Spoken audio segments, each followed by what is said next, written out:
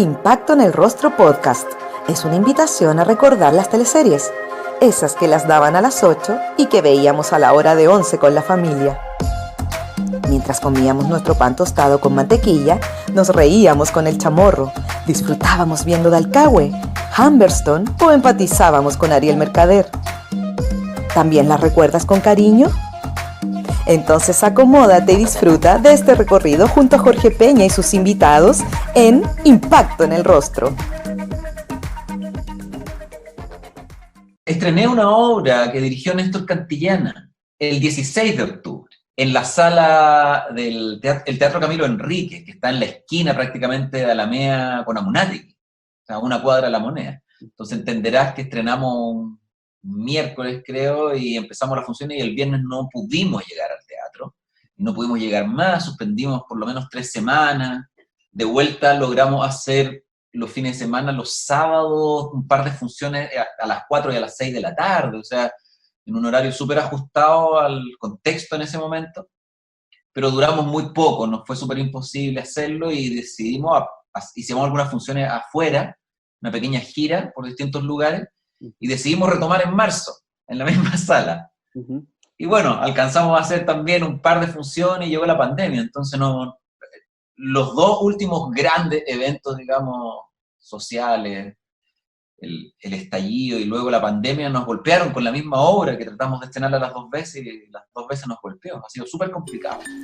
Álvaro Espinosa Concha es un actor de teatro, cine y televisión. Su primer rol estable en una teleserie fue en A Todo Dar de Mega.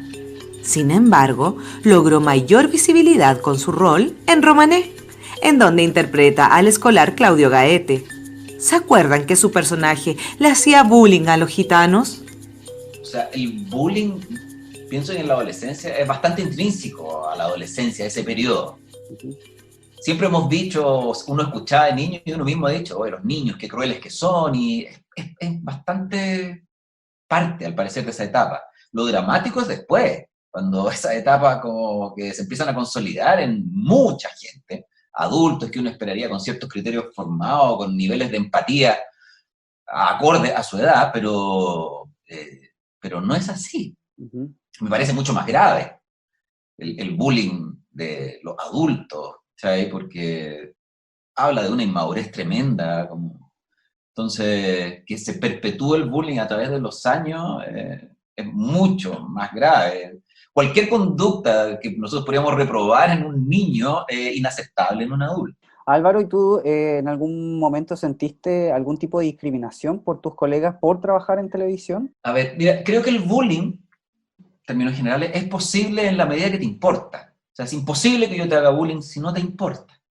Y yo desde muy pequeño siempre he sido bastante operado. En lo que piensan los demás nunca ha sido muy gravitante en mi vida, ni en mi toma de decisiones, en lo que hago o dejo de hacer. Uh-huh. Entonces, nunca lo he sentido así, lo he observado, sin duda, más de alguna vez he dicho, me ha pasado.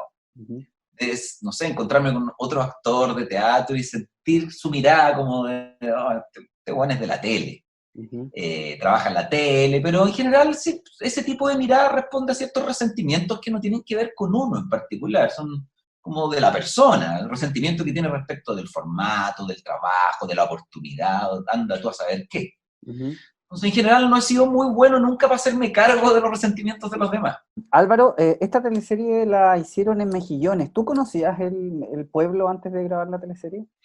No, había estado en Antofagasta, sí conocía, pero no había estado en Mejillones. Lo recuerdo con harta nostalgia porque era un tiempo muy bonito de la televisión, del mundo de las teleseries en particular, uh-huh. por esa integración que hacíamos en distintos lugares, de llegar a una comunidad, lograr integrarse y trabajar ahí.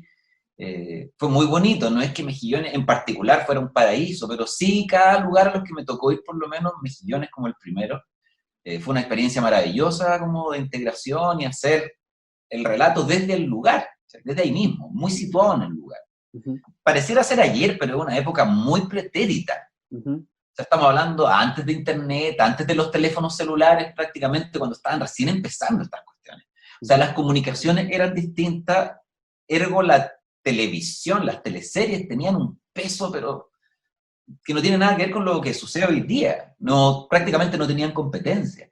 Entonces, claro, además, en esa época en un elenco habían estables por lo menos 40 actores. En el transcurso de la teleserie, súmale personajes que entran, salen, bolo y todo, podían pasar más de 100 actores por una teleserie. Años después, no sé, hasta el día de hoy, con 12 tenía un elenco. Entonces, la cantidad de historias, la posibilidad en ese sentido de la gente identificarse con una u otra de esas historias, y el evento que significaba que estas personas que veías solo en la tele llegaran a un pueblo. Obvio, íbamos a hacer una escena, no importa lo que sucediera, pero aparecía un foco, una luz y una cámara en la calle y se llenaba de gente. Me acuerdo cuando estábamos haciendo esa teleserie en particular a Mejillones, me pasó varias veces encontrarme con gente que venía desde Bolivia, especialmente a verlo.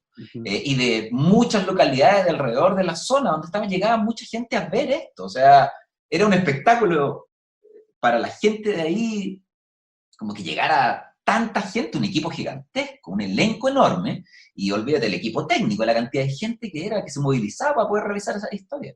Álvaro, en algún punto de la historia, María Magdalena se hace pasar por chilena, ¿te acuerdas? Era como un poco graciosa la situación, ¿o no? ¿Lo encontrabas? O sea, no, o sea, era muy gracioso porque encontrarme con Amparo Nogueira sentado los dos en una sala de clases. Yo ya me sentía un poco patético porque en esa época tenía como 25 y estaba haciendo escolar. Creo que es la única vez que he hecho escolar y me sentía un poco pasado ya, medio revenido para hacer el rol. Pero fue muy gracioso porque además, no sé, el personaje María Magdalena tenía un pelo hasta la cintura, tremenda cabellera y todo, y se disfrazaba de chilena con una melenita de pelo liso hasta acá. Entonces siempre era el chiste, ¿dónde esconde todo ese pelo? Hasta que en la escena, entre comillas, las escenas finales, yo le organizo una fiesta con mis amigos porque estoy enamorado de esta chica y en medio de la fiesta ella se saca este pequeño peluquín y aparece se supone todo su pelo, pero tenía una maraña de pelo y fue un cagadero de la risa importante hacer esa escena. Tratar de hacer en serio eso. Fue muy entretenido. Y me acuerdo y me da risa. Tratar de mirarnos con la Amparo para hacer esa escena mientras se sacaba la peluca. Era muy chistoso. Bueno, estaba claramente en el lado oscuro de la fuerza, que es algo que desde que empecé un poco en la tele, muy desde mi inicio me ha sucedido. Tienes cara malo. Es una hueá de casting, pero los directores me consideran, parece un tipo denso, como de carácter, digamos. Entonces, claro, desde esa perspectiva era un personaje que estaba al lado oscuro, personajes que siempre son atractivos de ver y de hacer, porque mueven la acción, está ahí con sus maldades, están moviendo la acción. Entonces, eso les da carne a los personajes. Una ocupación, digamos, un interés, un objetivo, súper claro en general. Entonces, sí, a pesar de que era un adolescente malcriado, pero sí lograba hacer eco en ese sentido. En el 2001, Álvaro interpreta a Ricardo Fuenzalida en Pampa Ilusión, un joven de clase alta que estaba comprometido con Carmencita, rol interpretado por Antonia Segers. En la ficción, ambos debían casarse por un acuerdo familiar. Sin embargo, Ricardo solo quería pasarlo bien. También hijo de Delfina Guzmán. Era, digamos, cronológicamente un poco complicado, digamos, Claro. por nuestra diferencia de edad. Pero, o sea, era recién mi segunda teleserie, ya en la primera, para mí llegar ahí, yo un pendejo saliendo de la escuela, claro, tenía una mirada sobre la tele, también un poco prejuiciosa, pero sin embargo, cuando sucedió, yo dije, ese era el lugar donde yo quiero estar. O sea, tengo gran admiración por la gente de ese elenco. Tremendos actores a los que yo veía, y llegar ahí y trabajar con la Delfina Guzmán. Y en ese momento darse cuenta al poco tiempo que finalmente, a pesar de toda la admiración y todo, es un colega y trabajamos de igual a igual y nos hacemos amigos. Tener la posibilidad de trabajar con tremendos portentos actorales y aprender de ello, no solo en el hacer, sino que en la manera de mirar, de analizar, de entender el arte dramático, digamos, de entender las escenas, cuál es la mirada, el nivel de profundidad que tenían.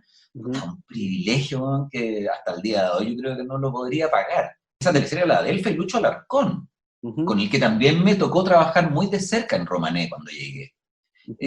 Y yo en lo particular tengo mucho apego a los actores mayores, mucha admiración, los observo mucho, les tengo mucho respeto y admiración de siempre. Entonces, trabajar así, codo a codo con la Delfa, por ejemplo. Ujú. Realmente un privilegio y un placer para mí. O sea, la teleserie completa y cada una de era muy buena. Todo lo que pasaba era un súper buen reflejo de la De la sociedad, sociedad. cómo funcionamos, ¿cachai? Los prejuicios, las diferencias de clase, esas decisiones malditas. Imagínate lo que sucede. Yo era un canalla con la Daniela Lorente, con su Ujú. personaje.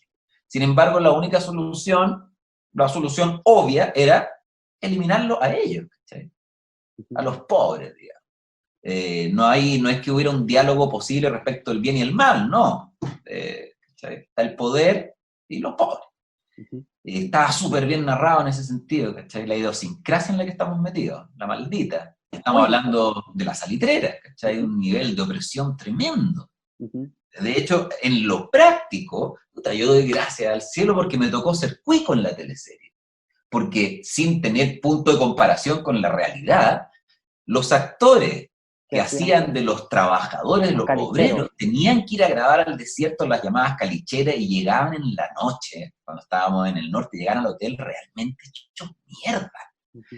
El polvo, el calor, la grabación interminable. En cambio, claro, yo grababa mucho, pero andaba con un sombrerito, con un traje, con una camisa de cuello alto que me protegía perfectamente del calor, del viento, tenía auto, grababa en unas casas, o sea, tenía un estándar realmente que se condecía bastante con la historia. Ujú. El mismo hecho de trabajar, ¿sabes? Como era súper fuerte, era muy sacrificado hacer eso. Estábamos en el desierto, en el norte, pero el sufrimiento de mis compañeros que les tocaba hacer de los trabajadores era feroz, ¿cachai? Comparado con lo que hacíamos nosotros.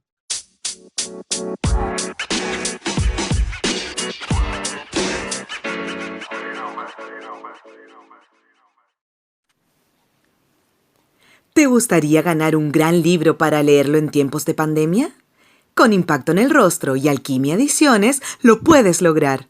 Solo debes seguir ambas cuentas en Instagram y ya estarás participando.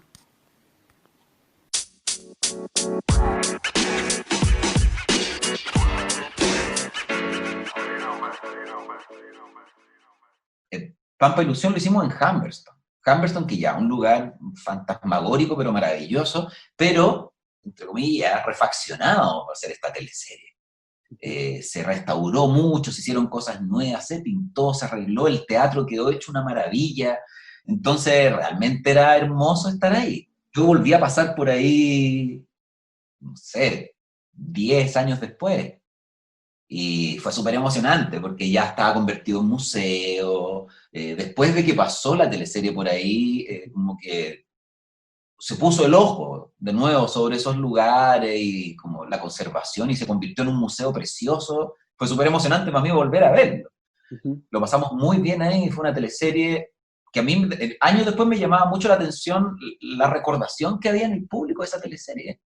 Ujú. Mucho, la gente recuerda mucho esa teleserie, Ujú. como muchas de la época, pero fue bien especial. Pero esa fue especial porque tenían un mensaje político, quizá. En general, las teleseries de Vicente tenían un componente político súper fuerte. Pero quizás esta era Eh, la más evidente. Puede ser, o sea, hubo una que teníamos una toma, Claro. eh, pero quizás político más explícitamente, pero todas lo han tenido. Los Pincheira, por ejemplo, también tenía harto de política, pero siempre súper metido como en la mirada cultural, la idiosincrasia del chileno, ¿cachai? Sus cosas buenas y sus cosas malas. Ujú. Entonces, en ese sentido, y como te decía antes, los tremendos elencos, la gran variedad de historias contenidas en esas teleseries permitían identificarse desde muchos lugares. En el Circo de las Montini, Álvaro interpretó a Alexander Quintero, un trapecista que se involucraba con la mujer de su hermano, personaje que interpretaba Daniela Llorente. ¿Recuerdan al Apelito? Esta teleserie en general era todo muy particular, o sea, hacíamos un trío de hermanos con Pablo Schwartz y con Felipe Río, Ujú. hijos de Carmen Diza y de Roberto Avendaño, Ujú. Que murió el hace enano. el año pasado. Sí, sí, supe, lamentablemente, pero un tipo enorme. Yo aprendí mucho de Roberto, porque si bien él no había hecho lo que hacíamos nosotros, como en términos de actuación, Ujú. pero traía todo el lenguaje del circo. Ujú. Y tenía mucho carrete. Entonces había como una mezcla de estilos que era muy entretenida. Nosotros tratábamos de copiarle todo. Con Pablo, con la Dani también estaba ahí, con la Isa, de copiar, porque tenía una estética él como de actuación, que era la adaptación de él al mundo de las teleseries, pero con el bagaje que traía del circo, y era muy entretenido. O sea, no podía hacer una teleserie en que habláramos así de manera normal, porque era todo muy particular. Personajes del circo, una familia súper estrambótica la nuestra. Entonces también lo pasamos la raja, fue maravillosa esa teleserie. Y muy exigida, muy exigida. O sea, antes de empezar a grabar, estuvimos entrenando por lo menos 2 meses y medio, o sea, de estar en tu casa echado, a partir de un día empieza la preproducción y el trabajo de entrenamiento, y estábamos todos los días, desde las 9 de la mañana hasta la 1 de la tarde en Matucana, entrenando sin parar. En un momento la mitad del elenco con dolencias, dorsalgia, esguinces, o sea, todos pasamos por algún tipo de colapso, fue muy intenso. Y efectivamente, a mí me tocó hacer trapecio, y hacíamos trapecio. Una weá, te morís de miedo. Subir un pilar, no sé, más de 10 metros para agarrar una weá y tirarse, o sea, nunca dejamos de tener miedo. Yo por lo menos siempre me tiraron las cañuelas cuando me tocaba hacer eso. A pesar de que lo disfruté mucho y era maravilloso, pero un nivel de adrenalina que no te lo imagináis. El personaje Cantillana tenía VIH. Temas que en ese momento también eran súper controvertidos, había mucho oscurantismo sobre esos temas, y la teleserie los lograba poner, pues siempre se les critica a las teleseries, cierta superficialidad, pero la verdad es que no es la labor de la teleserie hacer el análisis más profundo, pero sí ya era bastante mérito poner los temas sobre el tapete, iluminar los temas de alguna manera para que sucediera el debate, porque eran casi puros tabú. Entonces, súper meritorio la teleserie. Esa historia, ¿cachai? Ese tema en particular y muchos otros, y tenían muchos temas las teleseries, porque éramos muchos personajes. No sé si tú sabes, pero el personaje que hizo Daniela Lorente en esa teleserie es bastante recordado por las redes sociales, la Pelito. O sea, muy logrado ese personaje, además la Dani se lució con ese. Y una época re complicada, la Dani estaba embarazada. De verdad. Pasó todo el embarazo haciendo esa teleserie, lo que ya era muy duro. De hecho, me acuerdo que fuimos, porque mi hermano Choar, se supone que ellos eran pareja, pero yo tenía un rollo con ella, todo cool. Entonces trabajábamos los 3 juntos, y en un momento íbamos juntos a hacerle la ecografía, en la historia, haciendo una ecografía de verdad. Sí. Hasta el día de hoy me acuerdo como, no sé, el hijo de la Dani con Schwarz, que ahora un grande, precioso, tuvo una participación ahí en su ecografía, ¿cachai? Sí, Lo vimos en la tele, antes de nacer, digamos. Pues que pasaban en la en tele. algún momento igual tenían un grupo de baile y bailaban a Che, ¿te acuerdas? Sí, pues con la Necochea también y con el Felipe Ríos. Claudia Cabeza. Porque en ese tiempo estuvo de moda el tema de la Che, entonces el canal, me imagino, insistió en que metiéramos un poco esta cuestión. Sí. Y en algún Nos tocó momento nosotros. era bonito porque en algún momento de la historia el número H era lo que más pedía el público, y los payasos ya no estaban teniendo la cantidad de minutos en la pista. En general, dramáticamente, no sirve mucho integrar un tema si no genera un conflicto. ¿Cachai? Solo por mostrarlo, por un tema de marketing, porque está de moda, en general no funciona. No funciona esa fórmula, está de moda, metámonos, tiene que generar un conflicto. Tiene que haber una integración en la historia a través del conflicto, si no, no pasa nada. Y en ese sentido, Vicente es maestro. Meter algo como la Che, algo tan superficial como una danza de moda, pero sí lograr integrarlo para que a los personajes les importe. Pues si no les importa y pasa por moda nomás, no sirve de nada, narrativamente no tiene ningún atractivo. Álvaro, el 2003 haces Puertas Adentro, donde interpretas a Joaquín Martínez. En contexto, esa teleserie, si no me equivoco, compitió con Machos. Sí. Ya. Macho es uno de esos fenómenos que suceden en la tele cada muchos años. No hay una fórmula, no hay manera de anticiparlo, tú podés saber que tenía algo muy bueno, o a veces no, pero sucede en cada cierto tiempo. Yo creo que es una conjunción de un muy buen producto, pero con un contexto social, un temporal, que hace que se transforme en un fenómeno. Dicho eso, digamos que competir con Macho era imposible en ese momento. Con cualquier teleserie hubiera sido imposible, porque fue un fenómeno. Ahora, estamos hablando de un tiempo bastante pretérito, muy distinto, porque Machos nos sacó la cresta, pero la teleserie, Puertas Adentro, promedió 30 puntos de promedio, promedió 30 puntos de rating. Una hueá hoy día impensable. Y el ganador, ¿cachai? No podría llegar muy difícilmente en su peak, ¿cachai? De emisión, el capítulo final. Esa teleserie que perdió estrepitosamente con Machos promedió como 30 puntos de rating. Entonces, sí, sin duda, era áspera, pero también una teleserie con un elenco bien grande, con hartas historias llenas de matices. Entonces yo creo que más que la aspereza de la teleserie fue el momento y la competencia. Álvaro, al otro año haces Los Pincheira. Cuando Vicente me llamó, me dijo, este es tu personaje. Yo dije, me estáis weando. O sea, ¿cómo voy a ser un árabe palestino de época? ¿De a dónde? No tengo, ¿cómo? ¿Cómo? O sea, no, elegí por casting, no sé, porque está, no sé, Schwartz, está Melo, la Claudia y la Blanca. Dije, todos ellos pueden quizás llegar a parecer más árabes, pero yo no.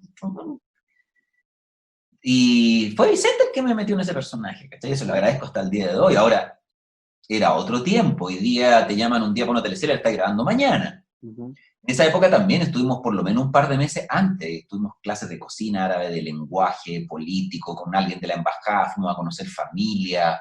O sea, nos metíamos mucho en el tema, desarrollábamos mucho los personajes antes de empezar.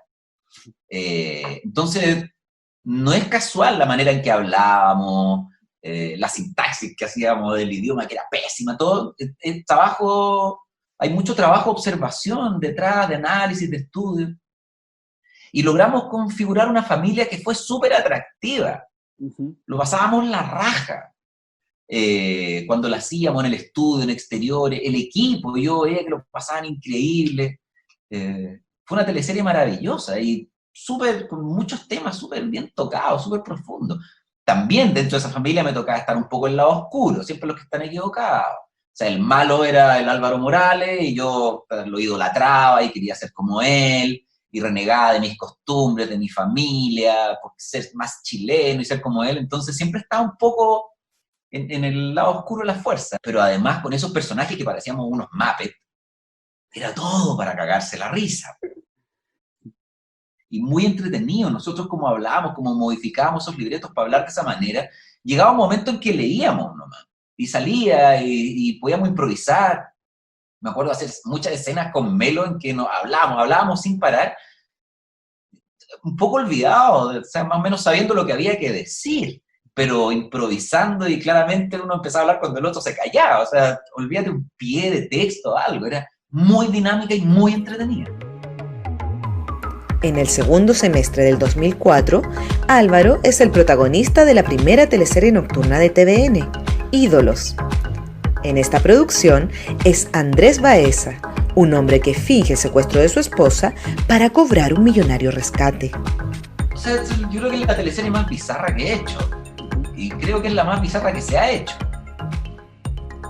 De hecho, más o menos, no sé, imagínate que, por decirlo, un libreto tuviera 100 páginas, nosotros yo creo que hacíamos 50, porque claro, al leer tú decías, esto no nos vamos a gastar en hacer esto, que esto no va a salir nunca en ninguna parte. Y grabábamos la mitad, y de esa mitad en edición quedaba la mitad. O sea, la teleserie que salió al aire, que era bastante bizarra, era como una versión bastante amortiguada de la versión original. Era espantosa. O sea, había un momento yo no solo jalaba en casi todas las escenas, en un momento estaba con la Claudia, que era mi suegra y amante, y hacía una homilía. Sacaba cocaína, empezaba a hacer una homilía y el cuerpo, entonces una weá de una herejía, pero que no decíamos, ¿para qué vamos a hacer esta weá? Es imposible que salga al aire. O sea, aplicábamos, entre comillas, cierta autocensura razonable respecto al trabajo, que era, en el fondo era perder el tiempo. Sin embargo, lo que salió al aire ya era muy, muy bizarro, digamos, para la época en que salió. Fue un experimento, digamos, de la primera nocturna de TVN. Un experimento muy bizarro, porque de hecho lo que vino después fueron los 30. Algo Una más comedia aterrizado. súper cercana, con personajes súper reconocibles, mucho más cercanos, ¿cachai? Entretenida, con muchas escenas, de mucha profundidad también, pero bastante una comedia, liviana, ¿cachai? Mucho más al estilo gringo, con modificaciones en el lenguaje audiovisual, con unas cámaras en unos espacios blancos, mucho más entretenida, ¿cachai?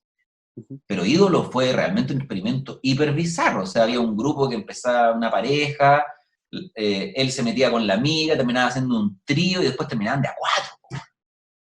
El personaje de Barril, que era un viejo que terminaba metiéndose con una cabra chica, todo por eso se llamaba Ídolo, en el fondo eran puros ídolos caídos. Había una niña también con otra mujer que eran lesbianas, que se desarrollaba el tema del... O sea, había una productora porno en la historia. Marcial Tyler era un productor de porno, la actriz porno la Pamela Villalba, y en la historia en el fondo era como un poco Boogie Nights. El big dealer de esta historia era Cristian Riquelme, que llegaba y lo contrataban y empezaban a hacer películas porno. Era muy al chancho. Juan Falcón era mi dealer. Era terrible.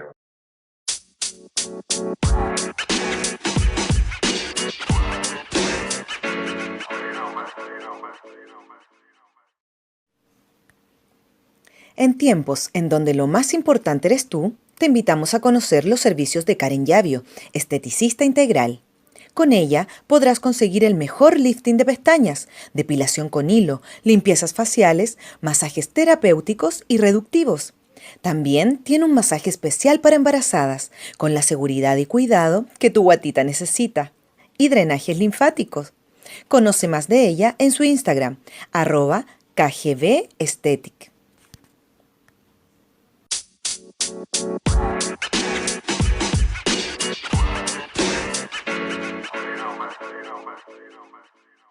Podríamos hacer una analogía con, no sé, pendejo que llega recién a la adolescencia, ¿cachai? O sea, la idea... Esto fue la primera nocturna, no se había hecho.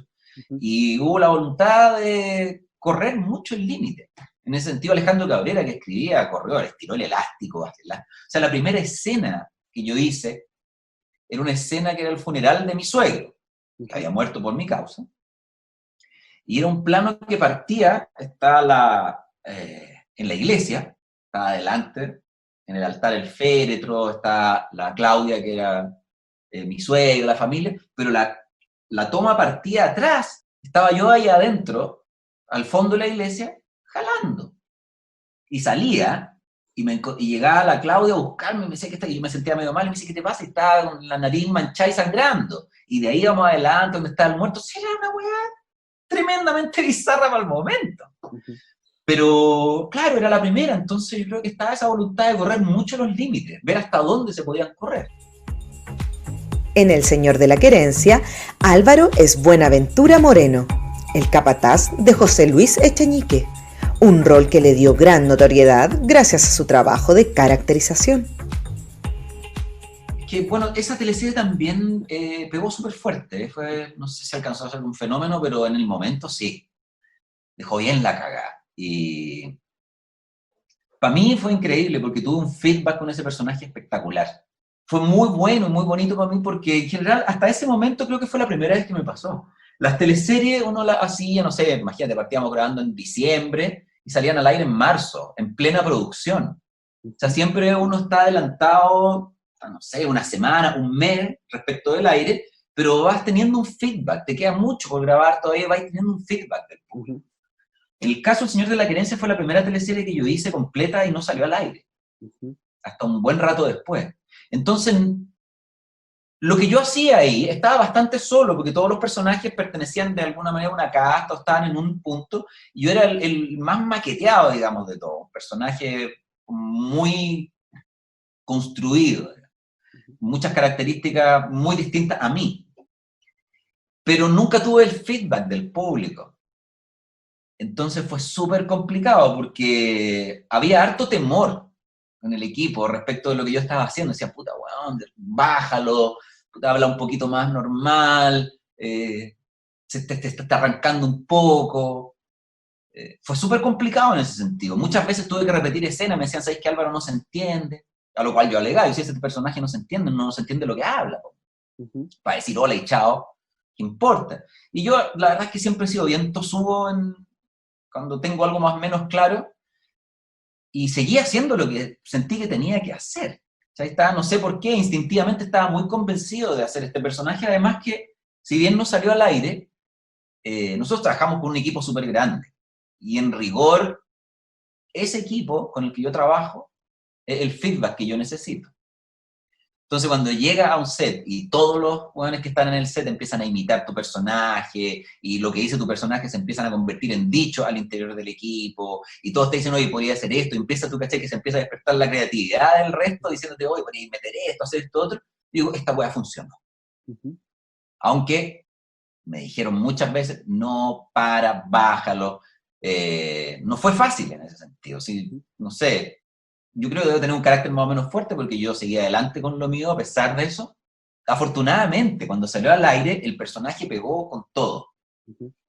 Lo cual me dio la razón y el alivio, porque la verdad es que es un riesgo súper grande hacer un personaje así, que se distancia tanto de uno mismo, pero yo lo tenía súper claro, cómo tenía que construirlo y por qué. Tenía un trabajo con la mirada especial.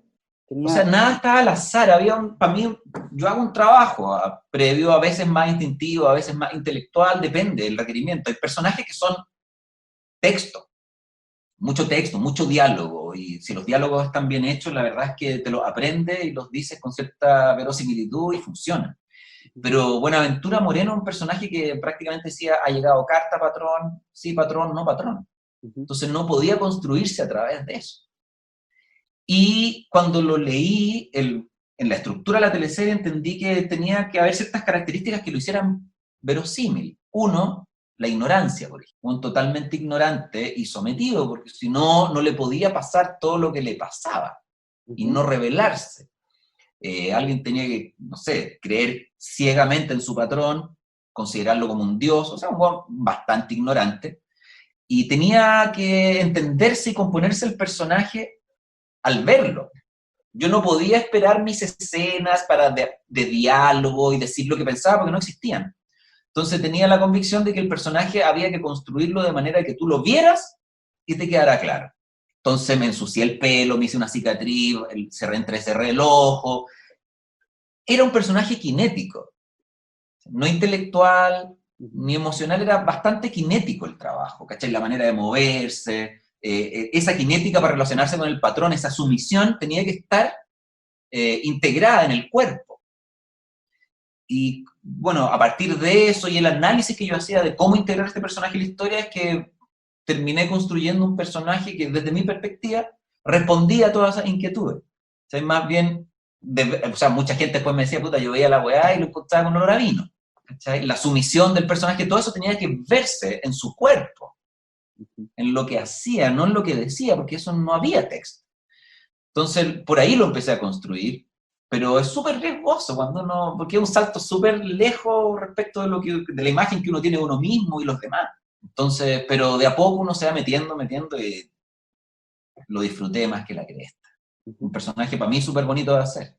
El haber tenido una hija, Antonia Santamaría, tan grande, por primera vez en teleserie. Bueno, siempre fue un poco motivo de mofa entre nosotros mismos, los actores, lo que sucedía ahí. O sea, ahí yo con la Antonia tenemos una diferencia de edad, sin duda, pero jamás podría ser su padre.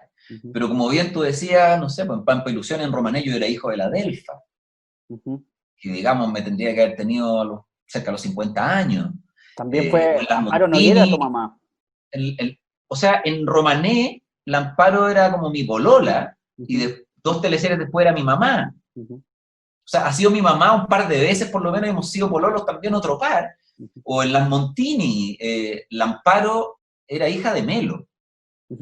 La Amparo es mayor que Melo, por muy poco, pero es mayor. O sea, Melo era su padre, y no contentos con eso, que ya era muy freak, era el abuelo de la Claudia Cabezas, que claro, tienen una diferencia de edad, pero de no mucho, no sé, ponte tú que ni siquiera 10 años. Pero era su abuelo. O sea, me di cuenta que no importaba. Si la historia es buena, si está bien contada, la gente sabe que es una historia. Es ficción. Y si está bien contada, no importa. Eso es muy maravilloso, una de las maravillas de la ficción. Que claro, tú te metías en la historia y todo, pero si está bien actuada, si está bien contada, la verosimilitud va por ahí. Entonces, nunca yo, desde desde el público, nunca tuve una queja respecto de eso. Ujú. De hecho, en la querencia todo el mundo imitaba, y decía, oh, la niña, mi niña, mi nieto, oh, la niña, y se entendía, y todo el mundo se metía en la historia de un weón guaso, bruto, pero que podría haber dado todo por su niña, y era lo más importante era su niña. Nadie nunca me dijo, oye, pero tu niña podría haber sido tu edad. No, porque la historia está contando otra cosa, y estaba bien contada. Álvaro, en los capítulos finales de esta teleserie te matan, ¿cierto? Matan a Buenaventura.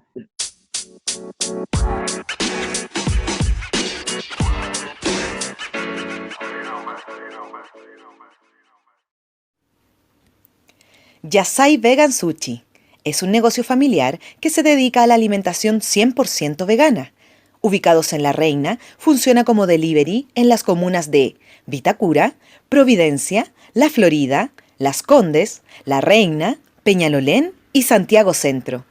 Los puedes encontrar en yasai.cl y en el Instagram @yasaivegansushi. Si tienes dudas o deseas hacer algún pedido, lo puedes hacer al WhatsApp +569 4139 1563.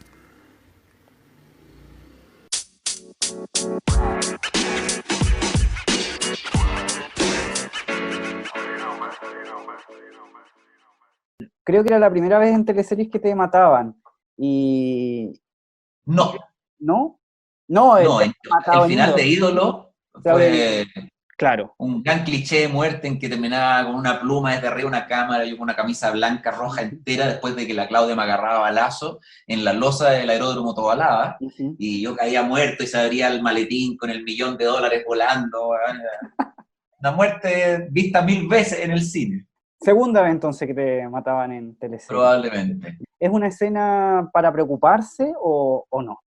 O sea, van pasando los años y cada vez menos, digamos, no porque no importe, sino que vas consolidando ciertas herramientas. Pero claro, en ese momento, me acuerdo cuando lo hicimos, de hecho, lo más complicado era que empezamos a hacer la escena. Yo ya después del disparo y tenía a la Antonia y a la Patti López encima mío llorando desconsoladas, pero corte y seguíamos y corte, y eran como 4 escenas, si no 5, por corte en que se supone que me iba muriendo. Y decía, puta, podemos hacer esto más corto, weón, porque en el fondo, en vez de desangrarme y morirme, empezamos a desarrollar texto. Era súper complicado. Ujú. Pero ya a esa altura, sí era bastante más joven, pero estaba bastante consolidado como con mi equipo. Nada de lo que uno hace, lo hace uno. Y hay toda una parafernalia, o sea, para hacer esa escena, primero a mí me tuvieron que cablear entero, para ponerme los explosivos, hacer la toma de eso, después la toma de esto. Hay muchos cortes, y con un equipo tremendo, los que yo les tengo ya de muchos años, mucho cariño y mucha confianza. Son mucho hueveo, buena onda, pero a la hora de hacer las escenas más difíciles, mucho respeto y silencio, o sea, un fiato súper importante a nivel de equipo. Entonces, mucha confianza.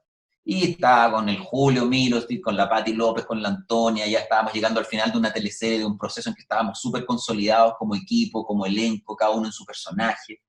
Entonces, a esa altura más bien es súper placentero agarrar escenas así. Ujú.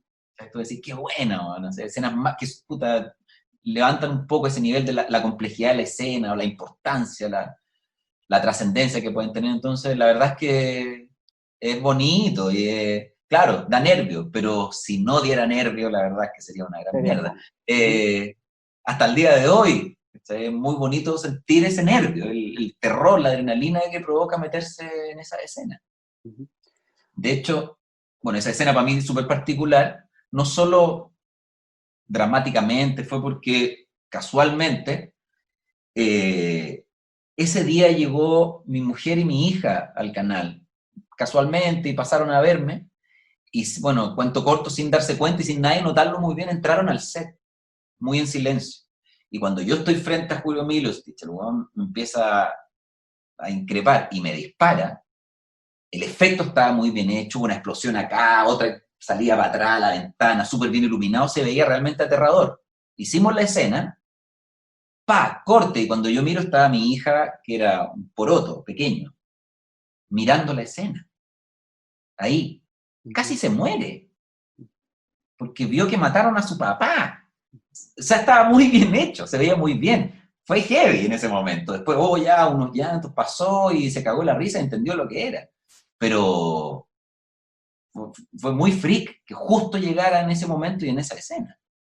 Nunca se me va a olvidar, a ella tampoco. Vamos al 2011, haces El laberinto de Alicia, Gregorio, ¿cierto? Este personaje que tenía un corte de pelo bien gracioso. Ese look era muy al chancho. El traje, el chalequito con botones, la corbata y el pelo. Ahora, yo también me tenía una consideración súper narrativa. Yo quería instalar visualmente ciertas preguntas con el personaje. Yo creo que se me fue de las manos y fue mucho. Entonces, como que finalmente la gente decía, el pelo. Pues yo decía, nadie puede tener ese pelo. Nadie. O sea, lo que para mí, por lo menos a mí en lo personal, para mí es una pregunta. Dice, ¿por qué tiene ese pelo? ¿Por qué se viste así y tiene ese pelo y todo? Entonces yo siempre, en mi rollo, decía, bueno, si tenía eso es porque te lo impusieron. Y yo decía, de niñito lo peinaron así. Le dejaron el pelito largo, la melenita de niñita, porque mi historia finalmente era de un hombre que había sido abusado. Entonces yo trataba un poco de dejar ciertas huellas o pistas de ese abuso, pero con mucha distancia en el look, y porque en el inicio de la teleserie, diría que incluso los primeros 20 capítulos, la idea era que yo era el culpable. O sea, era desviar un poco y llevar hacia allá la narrativa, como decir, chucha, este bueno es el sospechoso, este el culpable, probablemente él sea el abusador. Y yo quería, de alguna manera, a través del look de este personaje, dar cuenta de todo eso. De tratar de construir eso, obviamente en la mente del público. Entonces decía, con este pelo y este look, la gente obviamente al tiro dice, y él tenía al principio una escena que aparecía caminando con un peluche de la mano, puta, obvio que es un abusador, ¿cachai? Porque de alguna manera también los prejuicios son una herramienta narrativa para uno, ¿cachai? Entonces yo quería instalar, como atendiendo un poco los prejuicios sociales, tratar de construir el look de este personaje. Ahí tu mamá fue Gloria Muchmayer. Gloria Muchmayer. Sí, tremendo trabajar con ella, me imagino. Otro privilegio, sí, bueno, sí he tenido mucha suerte yo. O sea, trabajar con Lamparo, imagínate, de madre y de polola, la Delfa, la Gloria Muchmayer, o sea, sin fin de actores y actrices que para mí son portentos, ¿no? Y ha sido un privilegio trabajar con ellos. Ahí conocí a la Gloria, de hecho, la conocí, pero nunca había trabajado con ella. Me encontré también con una persona que no me imaginaba, espectacular, con un humor, un agrado ahí en el set, estar trabajando, pasarlo en la raja y, claro, como actriz tremenda. Por más de 10 años, Álvaro Espinosa recibió sus remuneraciones a través de sociedades que TVN les pidió constituir. Cuando fue despedido el año 2012, no hubo indemnización, pues TVN entendió que no eran empleados, sino sociedades que ofrecían un servicio que en ese momento el canal no quería comprar. Sin embargo, Álvaro demandó al canal estatal y finalmente el juzgado que revisó la demanda del actor obligó a TVN a cancelar los derechos sociales no pagados e indemnizaciones. Hasta ahí llegó mi participación en TVN. Bueno, es un tema controvertido, digamos, porque las opiniones son totalmente opuestas, pero yo sí quería seguir. Ahora hay un tema contractual, un tema económico entre medio, y finalmente fue el canal el que me dijo, bueno, no vamos a seguir contando con tu trabajo. Nunca supe por qué. No hubo una definición del por qué. Si esto, mira, es por tu trabajo, es personal. No la hubo. Fue súper breve, finalmente, como esa discusión para la cantidad de años que yo llevaba adentro. Entonces, finalmente, dije, bueno, es mi trabajo, yo vivo de esto, pero igual nunca me ha importado tanto. O sea, no quiero estar donde no me quieren. Entonces, si en rigor siento que no me quieren, después de tantos años de equipo, digo, chucha, prefiero no estar. Así que, adiós, me fui. O sea, me fueron en realidad. Quizás me podría haber quedado en otras condiciones, a las cuales también yo no estaba dispuesto, pero sobre todo fue una cosa anímica, como decir, fue una desilusión enorme para mí, sentir que no me querían ahí. Y si hubiera, no sé, si me hubiera quedado, dije, ¿para qué me voy a que si no me quieren, quizás qué voy a terminar haciendo? Me sentía bastante privilegiado sin haber sido el protagonista de la historia, pero sí con personajes variopintos, con hartas oportunidades distintas de desarrollarme como actor. Entonces, si ya no me quieren, ¿qué voy a seguir haciendo acá? Quizás a qué me voy a enfrentar después. ¿Sí? se acabó ese idilio. Te voy a llevar a Te doy la vida. Tuvimos la oportunidad de entrevistar a Celine y tiene muy buenos recuerdos de ti. Éramos pareja, o sea, entre comillas, porque la pareja era Cristian Riquelme, que es algo que me ha pasado siempre, que siempre soy el malo, pero mi mujer se mete con otro que se supone que es bueno, pero me engañan, me mienten, me cagan, digamos, pero yo soy el malo. Me ha pasado siempre, Pampa Ilusión, muchos ejemplos. Pero ahí, digamos, nos conocimos laboralmente y empatizamos súper bien. Lo pasamos la raja. Y yo creo que le sacamos harto partido a la teleserie. Logramos tener un diálogo ahí en el set respecto de las escenas que nos permitió sacarle mucho brillo a las escenas. Profundizar harto en el contenido, en las emociones, y codo a codo trabajamos súper bien. Eso genera un vínculo súper bonito. Yo a la Celine la encuentro la raja, tiene un humor increíble, una sensibilidad y una profundidad que me fascina. Entonces, la admiración es mutua, y la verdad es que lo pasamos muy bien, a pesar de que una teleserie tiene una relación durísima. Era muy dramático, muy duro lo que pasaba entre nosotros, pero logramos sacarle harto brillo y recagarnos de la risa casi siempre. Álvaro fue Benjamín Vial en Pacto de Sangre, la serie de AEGTV para Canal 13. La producción significó un cambio de paradigmas en la interpretación y medición de audiencias, por su amplio alcance en redes sociales con vistas e interacciones desde otros países como Uruguay, Argentina y Venezuela. Lo he dicho antes, respecto a esa teleserie, lo buena que era, el elenco muy bueno, el equipo la raja, Mason hizo un trabajo de lujo en la narrativa, los audiovisuales, muy capo él, también tremendo, pero los guionistas se sacaron el sombrero. O sea, como te decía antes, hay personajes físicos, emocionales, más de acción, de texto. A mí en lo personal me fue la raja con ese personaje. Y sin falsa modestia y todo, pero mucho de ese personaje era sobre todo aprenderme la letra. Ahí yo no hice una, como hablábamos antes, como Buenaventura o en Las Montines, no hice una caracterización, digamos, física. Sí había un tempo, sobre todo un tempo. Aprenderse el texto y poder configurarlo en el tiempo.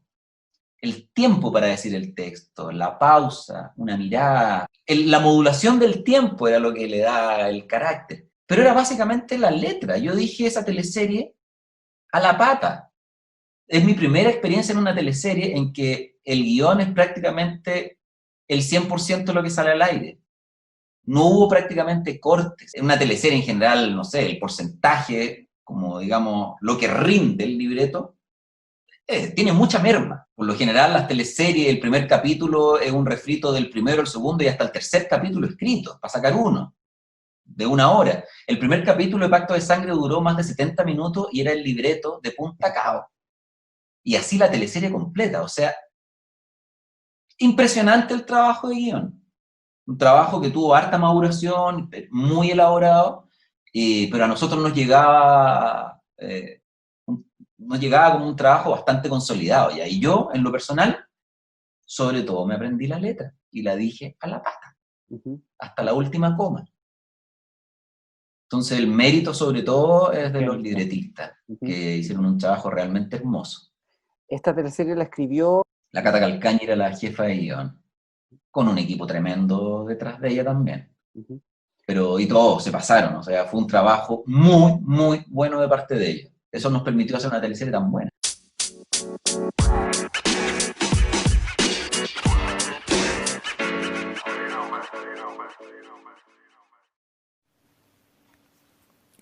¿Deseas sentir la frescura del agua en la comodidad de tu hogar? Con agua pura, vida nueva. Lo puedes lograr. Obtén agua purificada y consigue hidratarte sin correr riesgos y con un sabor naturalmente delicioso. Para mayor información, más 569-5683-6586 o al Instagram @aguavidanueva purificada.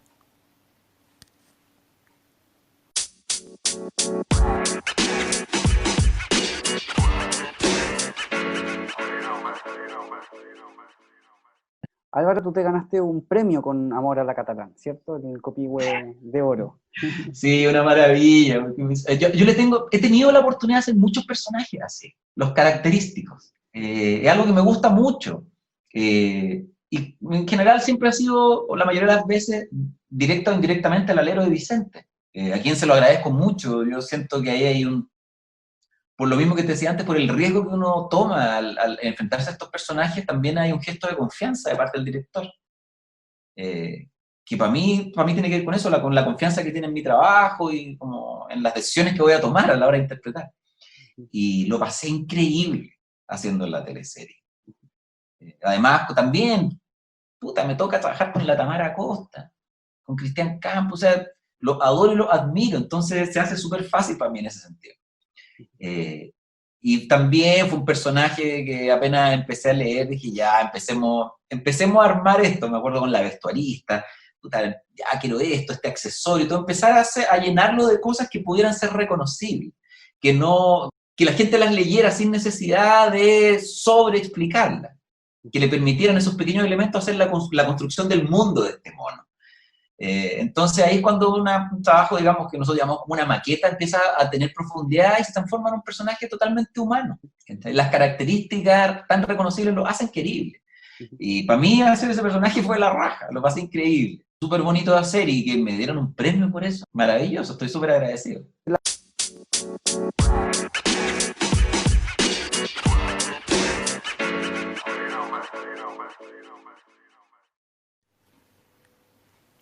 Salvaje es un emprendimiento pequeño donde buscamos poner en valor la flora y fauna de Chile, tratando de generar conciencia y conocimiento sobre la misma, tanto a niños como a adultos.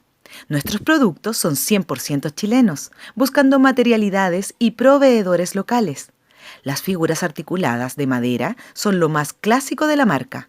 Las pueden ver en nuestro Instagram, @salvaje_cl y o página web www.salvaje.cl.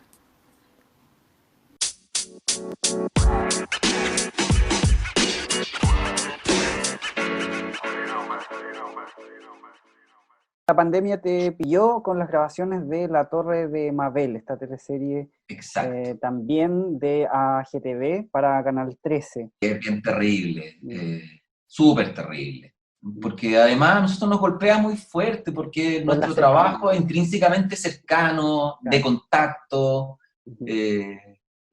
Entonces es muy difícil de hacer. De hecho, paramos, en un momento retomamos las grabaciones, con entre unos cuarentenas. protocolos de seguridad, pero era como llegar a grabar a Chernobyl. La productora además ahí se sacó el sombrero, pusieron hasta un laboratorio, nos hicimos examen, todo. Pero igual después llegaron las cuarentenas más duras y tuvimos que parar todo. Y desde entonces no nos hemos visto. Entonces, no sé, somos todos niños en esta experiencia, nunca a nadie le había pasado. A nadie. O sea, hoy día hablaba con Eduardo Barril, bastante mayor que yo, jamás no tenía una experiencia cercana a esto y también era inimaginable. Para todos ha sido así, entonces ha sido súper difícil saber cómo operar, qué hacer y básicamente pasividad total, quedarse en la casa y esperar. Súper fome, porque además lo estábamos pasando bien. Es una comedia súper entretenida, un equipo también, puta, no sé, yo le tengo harto cariño a la gente con la que trabajo. Y lo echo de menos, al equipo técnico, al elenco. Insisto, soy súper privilegiado a trabajar con la gente con que trabajo. No sé, ahora está mi mamá, era la Coca Guasini. Puta, la admiro profundamente a la Coca, de siempre.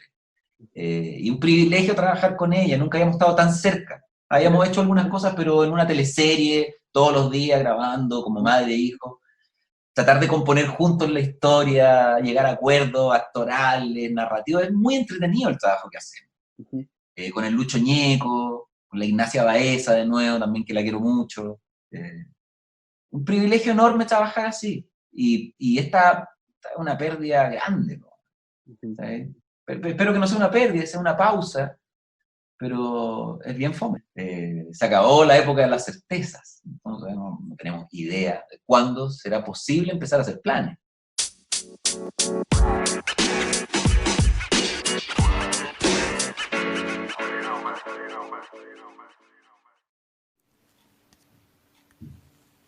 Siam Thai, lo mejor de la comida Thai, llega hasta tu casa en 2 formatos: Puedes pedir delivery normal de viernes a domingo o vivir la experiencia Siam Thai a través de sus cajas y cocinar tus platos favoritos en casa. Conoce más en @SiamThaiChile y en www.siamthai.cl. No te lo puedes perder.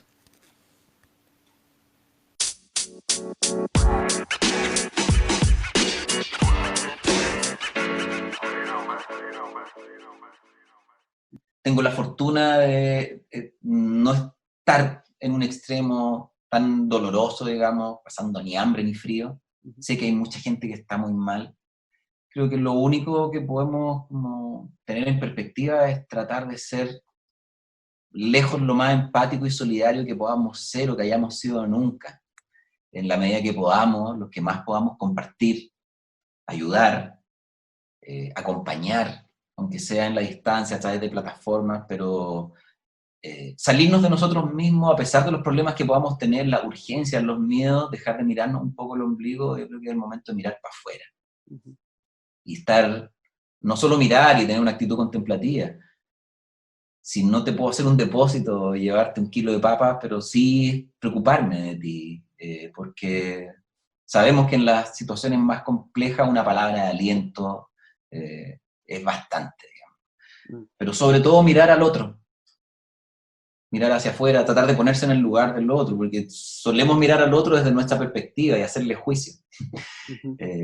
Creo que es pésimo para el constructo social. Lo que tenemos que hacer es ponernos en el lugar del otro y desde ahí entenderlo, y esa es la manera de empatizar, el trabajo que hacemos los actores, como nosotros tomamos nuestros personajes, como los defendemos. No tiene que ver con nosotros mismos, sino que una mirada que se distancia y se pone en otro lugar. Entonces creo que hoy es sobre todo lo más necesario, en que todos ojalá tratemos de desarrollar esa capacidad de ponernos en el lugar del otro, empatizar, y a través de esa empatía tratar de ayudar y solidarizar todos juntos. Impacto en el Rostro Podcast es una invitación a recordar las teleseries, esas que las daban a las 8 y que veíamos a la hora de 11 con la familia. Mientras comíamos nuestro pan tostado con mantequilla, nos reíamos con el chamorro, disfrutábamos viendo Dalcahue, Humberstone o empatizábamos con Ariel Mercader. ¿También las recuerdas con cariño? Entonces acomódate y disfruta de este recorrido junto a Jorge Peña y sus invitados en Impacto en el Rostro.